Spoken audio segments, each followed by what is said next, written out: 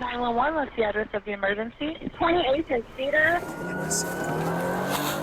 Bus just ran some guy over. I don't think he realized what he did. They're under the back tire. I don't think they're alive. It was a gruesome sight in South Minneapolis. He came flying around the corner. A Septran school bus with a single student on board. I'm coming from that side.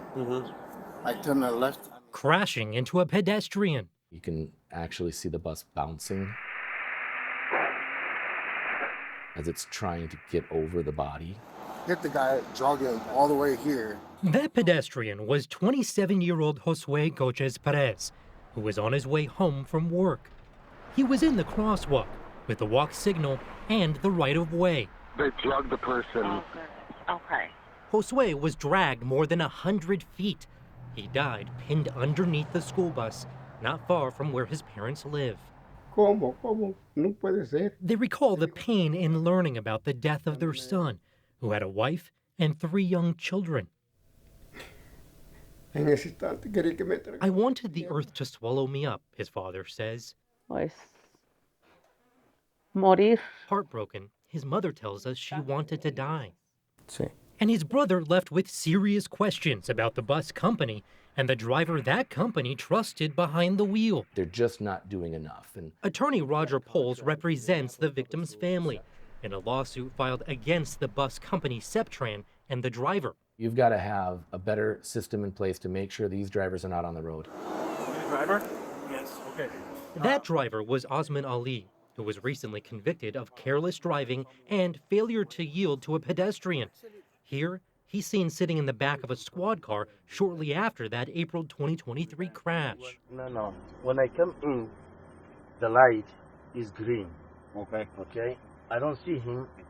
When I pass, I think it's a cone or something. I try to stop, I can't stop, Was this driver qualified to be driving a school bus? So everything that we've received back in this trial so far has been no. The driver was employed by Septran, a school bus company that had a $4 million contract to drive students for Minneapolis public schools. They both have that same obligation to make sure these training requirements are being met and that these drivers are doing what they're being trained to do. So you only did a couple of these questions or on the Appendix E?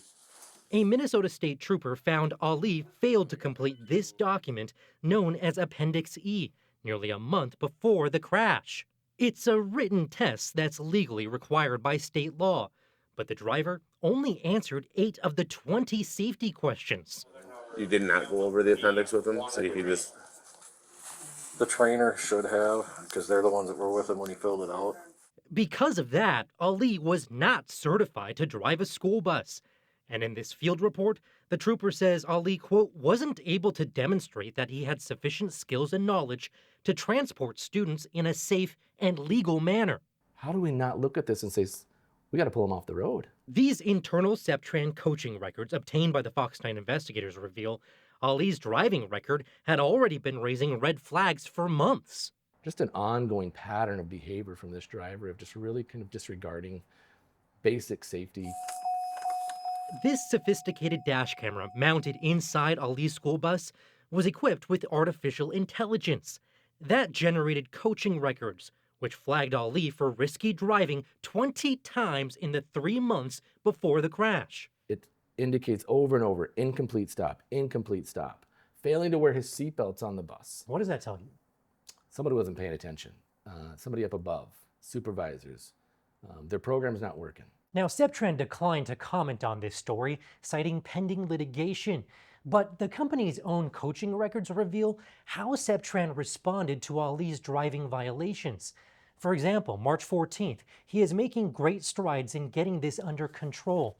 March 24th, told driver we need to make complete stops. April 14th, just days before that crash, he is making good progress getting this under control. It's a rubber stamp. It's to say it's to look good on paper. Do you think the coaching has been effective? Well, clearly it hasn't been. This individual didn't have to die that day.